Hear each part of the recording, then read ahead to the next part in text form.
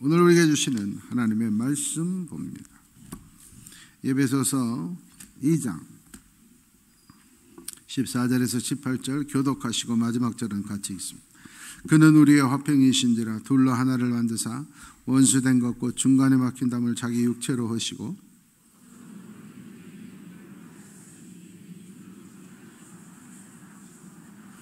또 십자가로 이 둘을 한 몸으로 하나님과 화목하게 하려 하심이라. 원수된 것을 십자가로 소멸하시고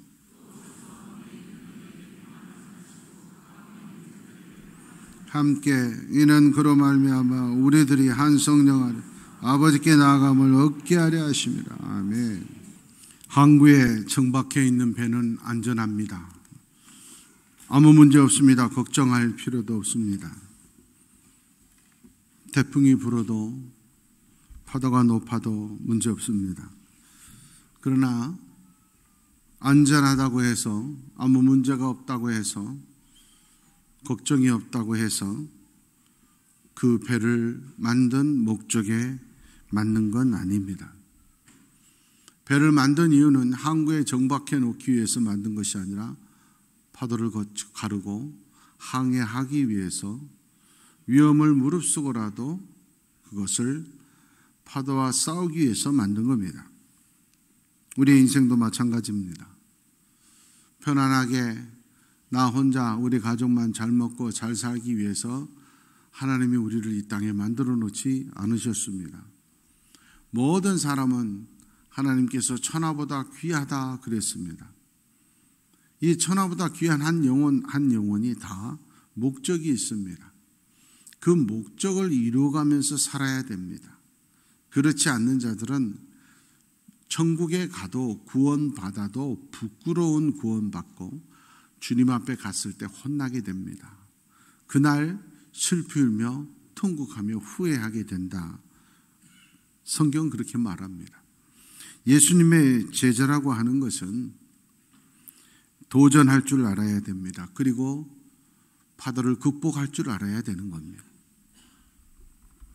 헤롯과 빌라에게 아부하고 나 혼자 우리 가족만 부와 명예와 건강을 누리고 사는 건 예수의 제자들이 아닙니다. 예수의 제자들은 모든 걸 버리고서라도 자기에게 주어진 목적을 이루기 위해서 도전하며 살았던 사람들입니다. 하나님은 우리를 이 땅에 보내실 때 각 개인에게 맞는 사명을 다 주셨습니다. 그리고 전체 예수를 믿는 하나님의 백성들에게도 전체적인 사명을 주셨습니다. 오늘 본문은 예수 믿는 우리에게 주신 사명 가운데 하나를 너희는 화평을 만들어가는 화평케 하는 사람들이 되라 이렇게 말씀하십니다. 예수 믿는 사람들은 화평을 만들어가는 사람이 되어야 된다. 다른 말로 하면 화평을 깨는 사람은 예수 제자가 아니다는 거예요. 예수를 믿는 사람들이 아니다는 겁니다. 바리새인들은 평생을 교회 안에 있었습니다. 가장 높은 지위를 차지하고 있었습니다. 부자였습니다. 명예도 있었습니다. 율법적이었어요. 성경을 거의 다 외우고 있었고요. 하루에 3번은 기도했습니다. 철저히 11조를 했고 구제 헌금을 잘했던 사람들입니다. 그런데 예수님은 지옥불에 들어갈 저주받은 자들이여 회칠한 무덤 같은 자들이라 이렇게 말했습니다. 그 이유는 그들은 화평을 만들어가는 자들이 아니고 다툼을 일으키는 자들, 뒤에서 나타나진 않지만 뒤에 숨어서 문제를 일으키는 사람들이었기 때문에 그렇습니다. 다른 사람들은 예수님 앞에 나와서 가슴을 치고 옷을 찢고 눈물을 흘리며 변화되는 모습을 보였는데 그들은 뒤에서 겉으로는 주여 어떻게 하면 우리가 영생을 얻을 수 있겠습니까? 당신이 정말 메시아입니까? 정말 예수 잘 믿는 척은 다 했는데 그들은 뒤에서 숨어서 어떻게 하면 예수를 죽이고 의논하더라. 교회가 힘들고 어려울 때는 보이지도 않습니다. 교회가 예배의 자리, 기도의 자리, 다른 사람들은 새벽을 깨우고 금요일 밤에 모여서 기도하고 주일 밤에 부르짖으며 기도하는 자리에는 보이지도 않는 자들이 교회를 가장 염려하는 척하면서 앞장서서 정의를 부르짖고 투명을 부르짖고 교회에 나와야 된다고 부르짖는 모습이 바리새인의 모습인 겁니다. 예수님은 그렇게 다툼을 일으키고 불평불만을 조장하는 자들에게 말씀하십니다. 너희는 가짜다. 예수 믿는 사람들은 화평을 만들어 가야 된다. 그래서 우리 교회에 주님 오실 날까지 기도 제목 세 가지 가운데 1번이 화평한 교회 되게 하여 주시옵소서. 어떤 이유에든지 그 사람이 목사가 됐든 장로가 됐든 권사가 됐든 안수집사 됐든 의미가 없습니다. 교회에 다툼을 일으키고 불평불만을 조정하는 건 마귀의 종이지 성령의 사람이 아닌 겁니다. 이유는 예수님은 화평을 만드신 분이기 때문입니다. 시편 34편 14절 말씀입니다. 악을 버리고 선을 행하는 자들이 예수의 제자들이에요. 그런데 그 선을 행하는 게 뭐냐? 화평을 따라가라. 다른 말로 하면 화평을 따라가야 선한 사람이고 다툼을 따라가는 자는 악한 자입니다. 단순히 문제를 일으키는 거, 문제를 지적하는 훌륭한 사람들이 아니에요. 악을 따라가는 자들이다. 시편 37편 37절 말씀. 그래서 화평을 만들어가는 자는 평안이 있다. 불평불만을 일으키고 다툼을 일으킨 자는 날이 갈수록 나이 들어갈수록 대를 이어갈수록 그 가정, 그가 속한 곳은 평안이 없어요. 근심, 걱정, 고통만 있게 되어 있어요. 스가랴서 8장 19절 말씀입니다. 하나님의 사람들은 진리와 화평을 사랑하는 자들이에요. 진리와 화평은 같이 갑니다. 다른 반대로 표현하면 다툼을 따라가고 다툼을 사랑하는 자는 비진리는 다툼입니다. 진리는 화평입니다. 구원받은 하나님의 장길자의 하나님의 교회든 이만희의 신천지든 교리 다툼이나 따질 이유가 하나도 없습니다. 간단합니다. 그 사람들은 화평을 만드는 자들이 아닙니다. 초인종을 눌러도 교패가 붙은 데만 누릅니다. 교인들을 선동합니다. 담임 목사에 대해서, 교회에 대해서, 교회의 모든 것에서 불평불만부터 자꾸 일으키기 시작합니다. 그 자체가 비진리다 그 말입니다. 사도행전 10장 16절 말씀입니다. 예수님은 어떤 분이냐? 복음을 전하신 분이에요. 그런데 그 복음, 가스펠, 굿뉴스라고 하는 건 뭐냐? 화평의 복음인 거예요. 복음을 전한다고 하면서 성경 공부한다고 하면서 우리 속에 불평불만을 조장하는 건 복음이 아니다 하는 겁니다. 로마서 14장 19절 말씀입니다. 그러므로 성도는 화목하는 일과 덕을 세우는 일을 힘써라. 어떤 집사님이 그런 얘기를 했어요. 목사님, 제가 여천교회에 나와서 담배는 끊었는데 술은 죽어도 못 끊겠습니다. 술이 나쁜 겁니까? 저는 너무 맛있습니다. 그래서 제가 그랬어요. 그건 좋은 것, 나쁜 것 그런 문제가 아니다. 덕을 세우느냐 안 세우느냐. 여러분, 옳고 그름을 떠나서 예수 안 믿는 사람들이, 제가 그랬어요. 예수 안 믿는 사람들이 같이 술을 마시면 야 멋지다 그런 사람 아무도 없다. 뒤돌아서서 다 욕합니다. 오랜만에 일본말로 하면 저거 사쿠라야 그러고.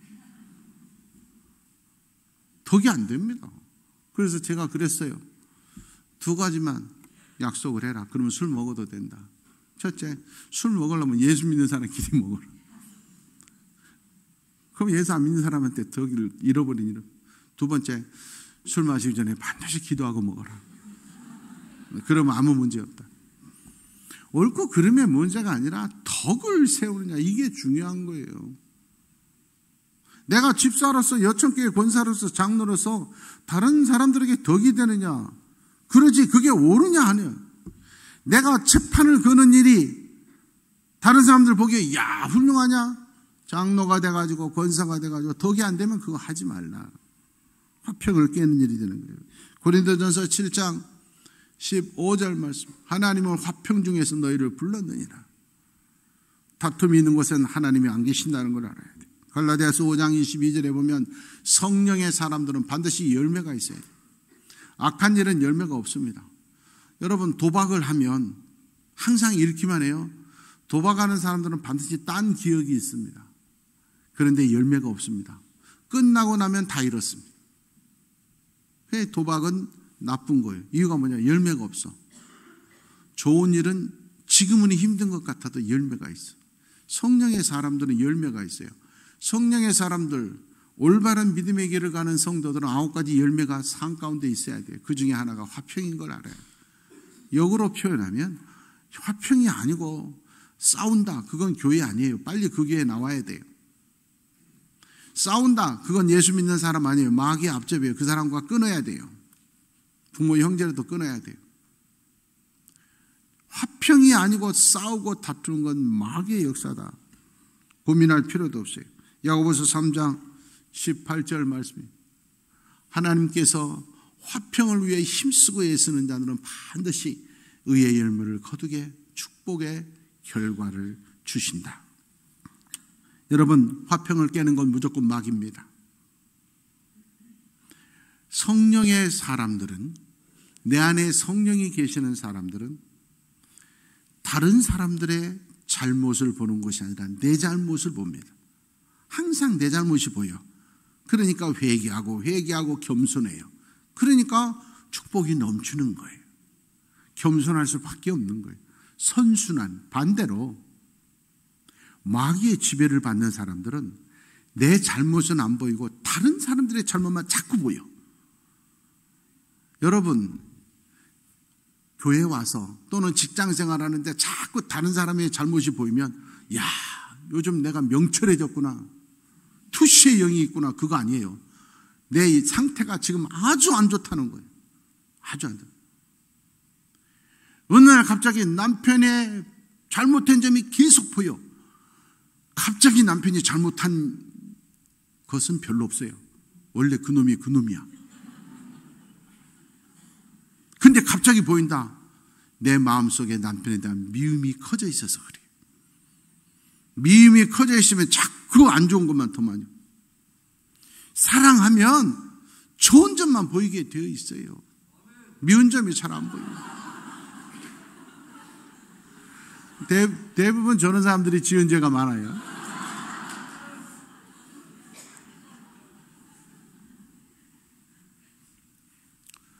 항상 성령의 사람은 자기를 봐. 내 자신을 져서 복종하고 내 상태를 풀어. 명심하십시오.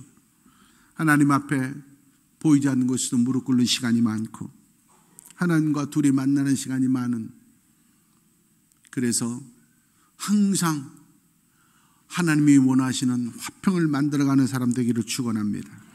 베드로전서 4장 15절에 너무너무 중요한 말씀이죠. 이런 죄를, 이런 행위를 하면 안 돼. 살인 절대 하면 안 되는 거 동의하실 거예요. 도둑질 절대 하면 안 되는 거 동의하실 거예요. 악행 당연히 안 해요. 이 똑같은 세계하고 같은 무게의 죄가 있어요. 남의 일을 간섭하는 자. 그런 자들은 고난이 넘쳐. 하나님이 가만히 안 둬. 매를 때리기 때문에 고통이 끊임없어. 그러니까 이런 죄를 지면 안 되는데, 살인, 도둑질, 악행은 인정하겠는데, 하나님, 제가 워낙 오지랖이 넓어서 남의 일을 간섭하는 건 제 천성입니다. 그게 무슨 큰 죄라고 저렇게 무서운 죄와 똑같은 취급을 하십니까? 심지어는 그게 저렇게 무서운 죄인 걸 모르는 성도들이 태반이에요.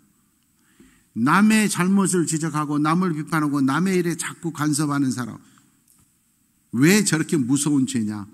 2가지 때문에 그래요. 첫째는 자기의 잘못을 모르고 남의 일을 자꾸 간섭한다. 그 말은 교만하다는 말이에요. 자기도 은혜로 용서받고 사는 주제에 남의 잘못 자꾸 지적하는 건 교만하다는 거예요. 그러면 하나님 앞에 제일 무서운 죄가 교만죄예요. 교만하면 하나님의 말씀이 안 들려요. 하나님의 뜻대로 않고 자기 생각대로요. 살인, 도둑질, 간음한 자는 회개할 때가 있어요. 그러면 구원받아요. 교만한 사람은 절대 회개 못해요. 죽을 때까지 회개 못해요. 결국은 뭐예요? 지옥 가요.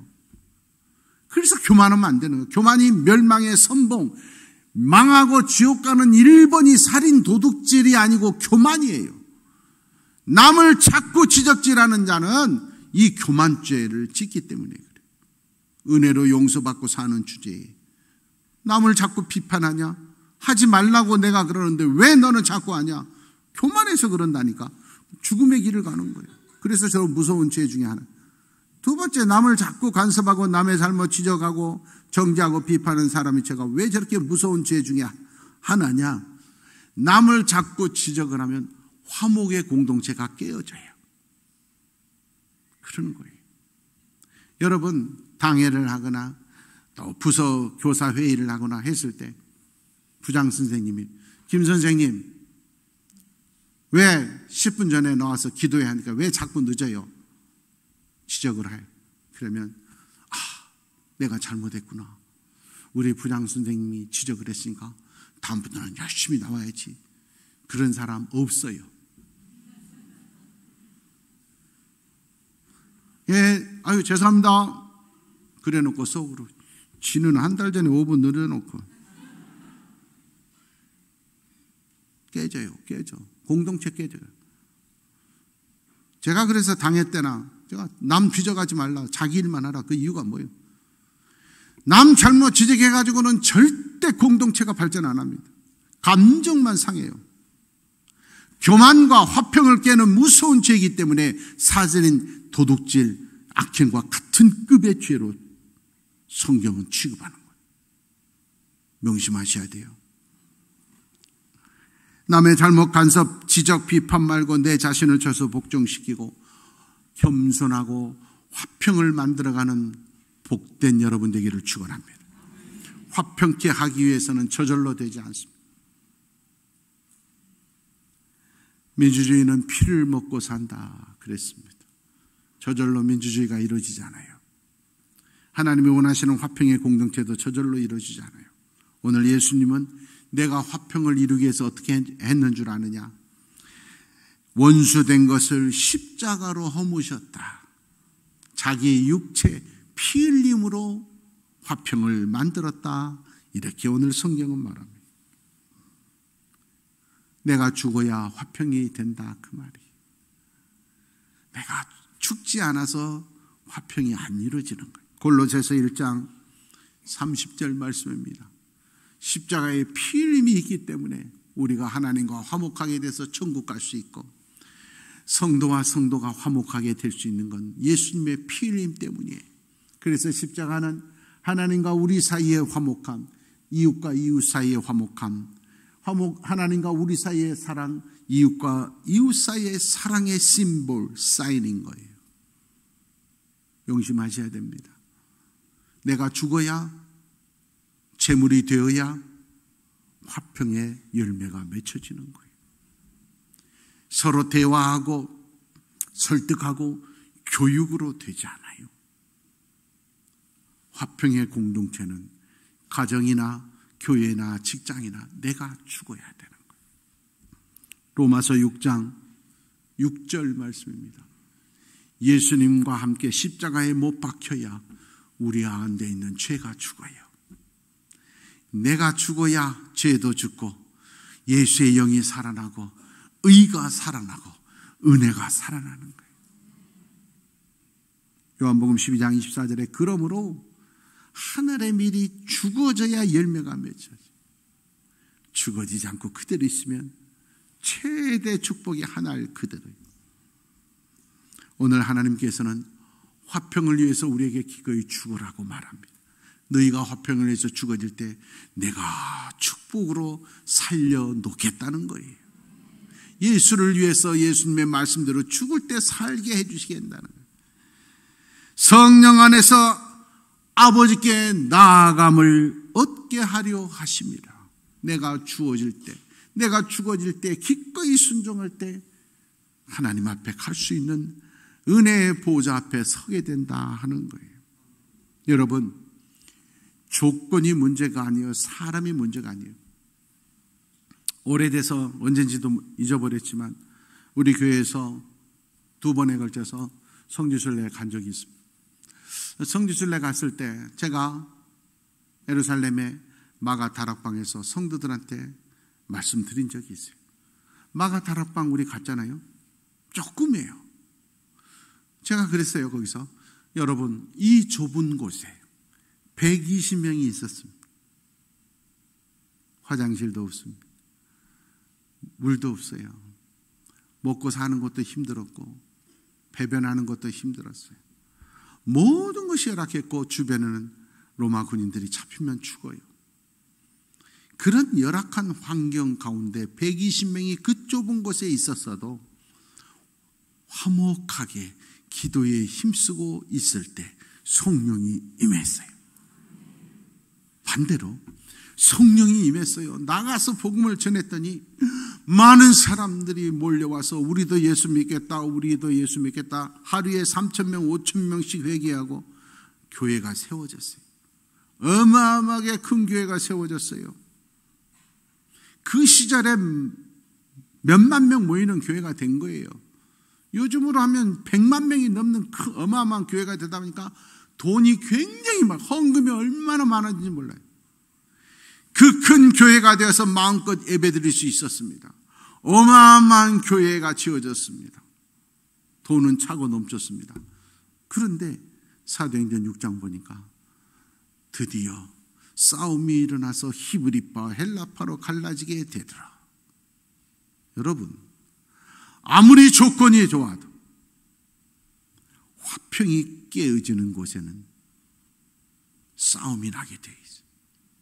아무리 열악한 환경에서도 서로 보듬어주고 격려해주면서 화평을 지키는 곳에는 성령의 역사, 예수 그리스도의 역사가 있는 줄 믿습니다. 가룟 유다의 논리라는 말이 있어요. 쉽게 설명하면 자기는 형편없으면서 겉으로는 의인이지 않은 사람,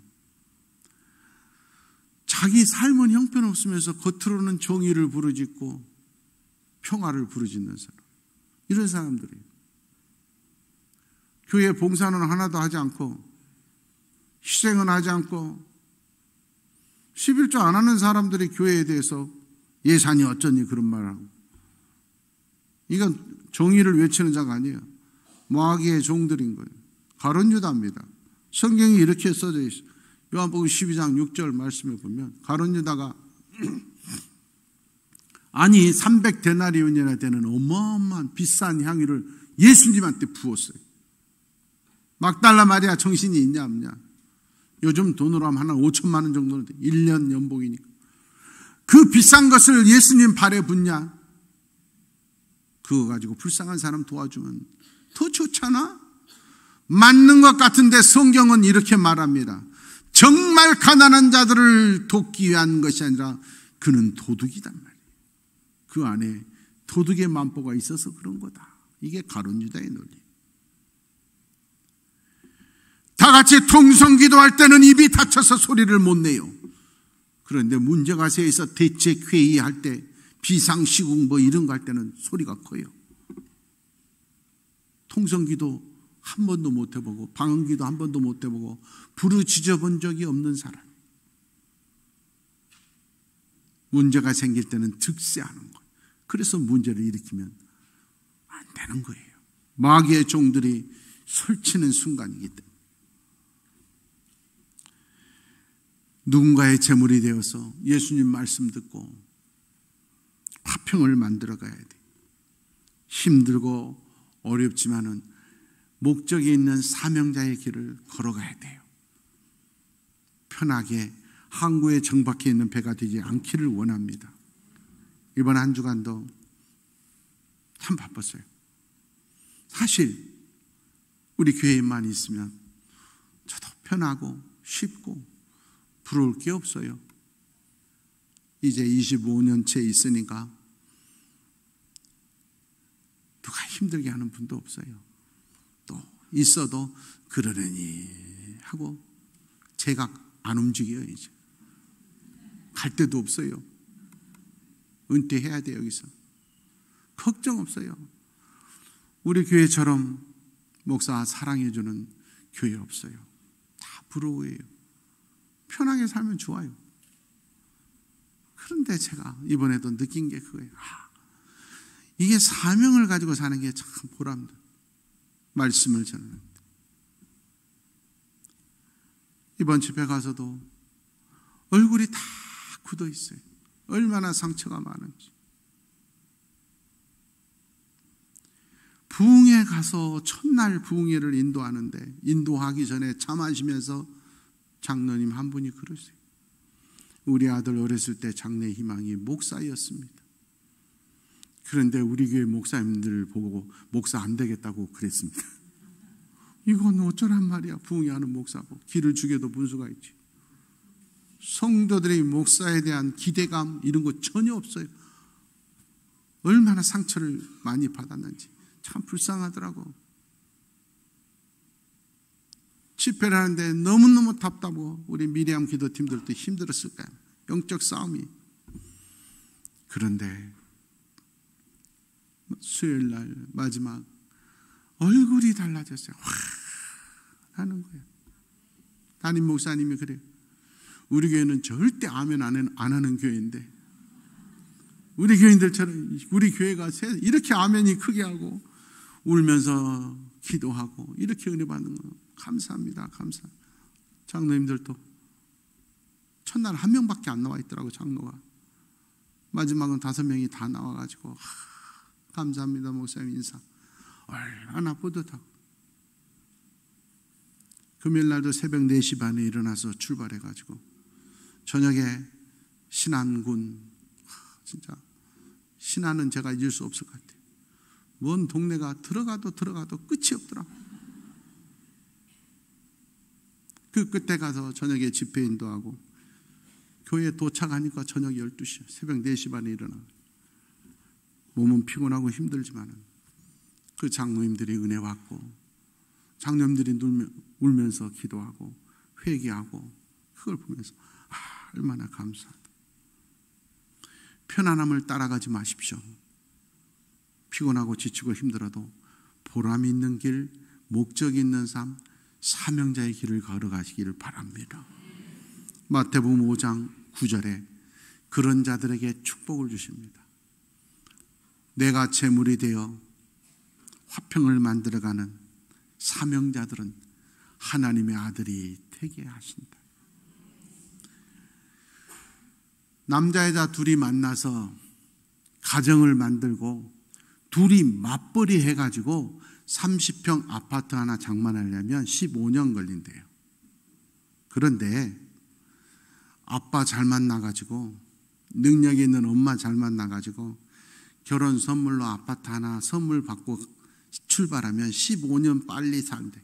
남들보다 15년 빨라지는 거야. 더 행복해지는 거죠. 더 편해지는 거야. 이유가 뭐냐? 부모 잘 만나서. 여러분 부모만 잘 만나면 인생이 훨씬 행복해질 수 있고 편리해질 수 있어요. 하물며 화평을 만드는 자들은 하나님이 여러분을 자식으로 입양 호적에 넣어주신답니다. 그래서 말합니다. 나를 믿는 자는 나와 같은 이런 엄청난 일을 할 뿐 아니라 이보다 더 큰 일도 할 것이다. 우리 아버지가 하나님인데 능치 못할 일이 어디 있겠어요? 그 축복의 주인공이 되기 위해서는 기꺼이 내가 제물이 되고 내가 죽어져서 화평을 만들어가는 멋진 믿음의 사람들 되기를 축원합니다.